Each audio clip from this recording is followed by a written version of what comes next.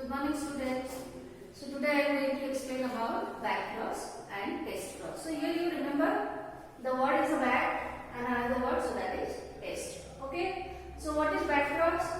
Back cross is a cross which is performed between hybrid and one of its parents. So why? To increase the traits of that character. So if you want to increase any particular character in the hybrid, then you have to do the back cross. So here you see, for example, suppose one parent which is having tall height and the genotype is capital T and the capital T. Another parent is the dwarf, the genotype is small t and the small t.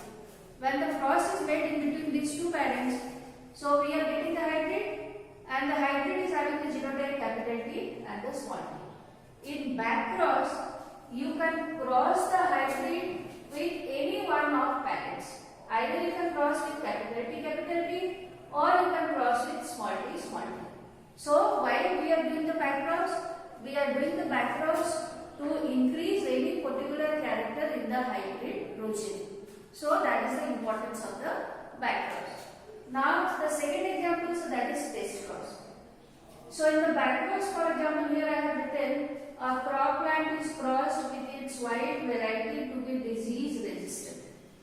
Because generally what happens, the gene for disease resistance, so that is very present in the wild varieties. Because in the crop plant also you can find out one is cultivated variety which is grown in the crop field, and the other is the wild variety which grow in forest, wild. There is no requirement to take care of those plants. And mainly you can find out in wild variety of any particular crop, there are many genes which are registered. So if you want to transfer the resistant gene for disease to the hybrids, then you have to back cross with the wild variety of the parents. Okay.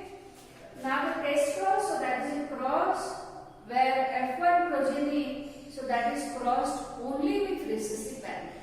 In back cross, it can be crossed either with dominant parent or with the recessive parents. But here you can find out in the test cross, we are crossing the hybrid only with recessive. We are not crossing with the dominant parent. So that is called test cross. Why? Because we want to test what is the genotype of F1 hybrid. Whether it is a homozygous hybrid or it is a heterozygous hybrid. If it is homozygous, then you can find out in the next generation all offspring will give 100% dominant. Okay? And if the hybrid is heterozygous, capital T and the small t, and when we are crossing with the recessive parent, then here you can find out 50% progeny they are showing dominant character, and 50% of the progeny they are showing recessive character. So that is the difference between back cross and the test cross. In back cross, you can cross either with dominant parent or the recessive parent, whereas in the test cross, we are only crossing with recessive parent. So that is the difference between the back cross and test cross. Now the next concept, so that is co-dominance. Co means together. Dominance, you know, if the character is able to express itself. So in co-dominance, two genes express together. So there is no dominance in the recessive gene. You can find out if there are two genes are present together expressing two characters, then both the characters they are appearing in the progeny. So that is called co-dominance. For example, you take human blood groups. Human blood group, so that is controlled by the gene I. And the I has three allele, IA, IB and small I. IA is a capital allele, is a dominant allele, IB is also a dominant allele, and small I, so that is recessive allele. And these allele they are producing different type of sugar on RBC. RBC, all you know, RBC is spherical and it is surrounded by plasma membrane. On plasma membrane, you can find out there is one particular sugar is there. The sugar which is controlled by the IA, that is different from the sugar which is controlled by IB. And small I is not producing any sugar. Okay, so these three allele, they can produce 6 different combinations of the genotype to produce 4 different blood groups. For example, if the genotype is the IA and the IB, then the blood group is AB. Here A is also able to express itself and B is also able to express itself. So this is a case of codominance. If the genotype is capital IA, then the blood group is A. If the genotype is IA and the small I, then also the blood group, so that is A. And if the genotype is IB and the IB, then the blood group, so that is B. If the genotype is IB and the small I, which is a recessive allele, here also the blood group, so that is B. And if small I and the small I, then the blood group, so that is O. So you can find out there are 4 different types of the blood groups they have produced. But if you consider the genotype, then there are 6 combinations of the genotype. So this is an example in case of the human being. Suppose you get question, give an example of plant.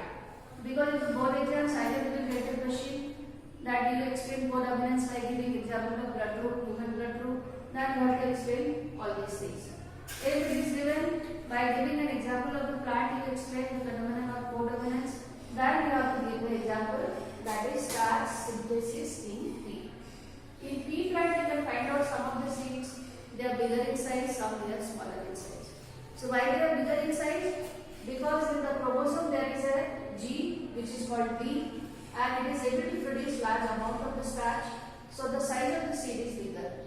If the gene, so that is small p, then it is producing less amount of the starch strain and the size of the seed is smaller. But if the genotype is capital B and the small b, so this is a case of codominance. And here we can find out the capital B is producing large amount of the starch strain, small b is producing small amount of the starch strain, both are expressing themselves, and the size will be in between bigger and the smaller, so that is intermediate size.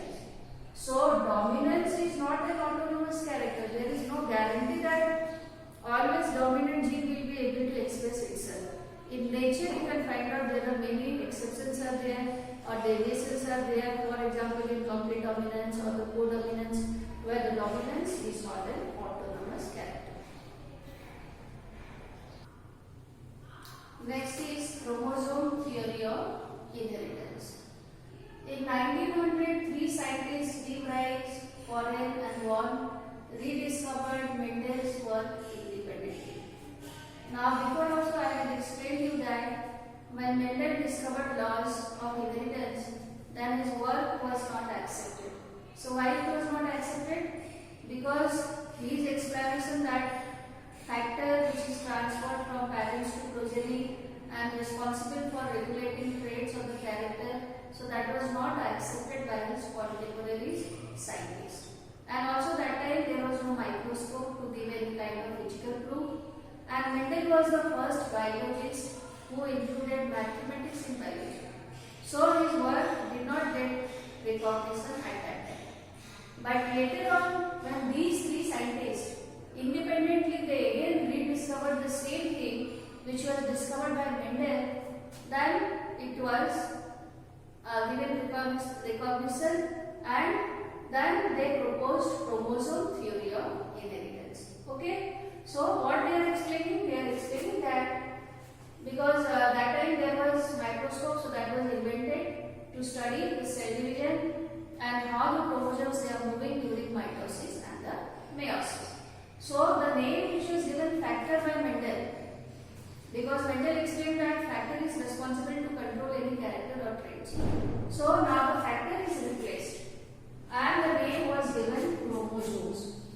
So these 3 scientists they explained that the chromosomes are responsible for controlling any trait or any character, and the chromosomes these are all stable units which are transferred from parents to progeny. Then the behavior of the chromosome was also studied, because that time there was microscope was invented. So with the help of the microscope they studied how the chromosomes they are separating during mitosis, or how the chromosomes or how the allele they are separating during meiosis. So they explained that the chromosomes they are parallel to genes, because you know that the genes they are the smallest unit which are present on chromosome. If this is a chromosome, then on chromosome we can find out many genes are present. So these scientists they are explaining that the chromosomes they are parallel to genes, and also one gene has 2 allele.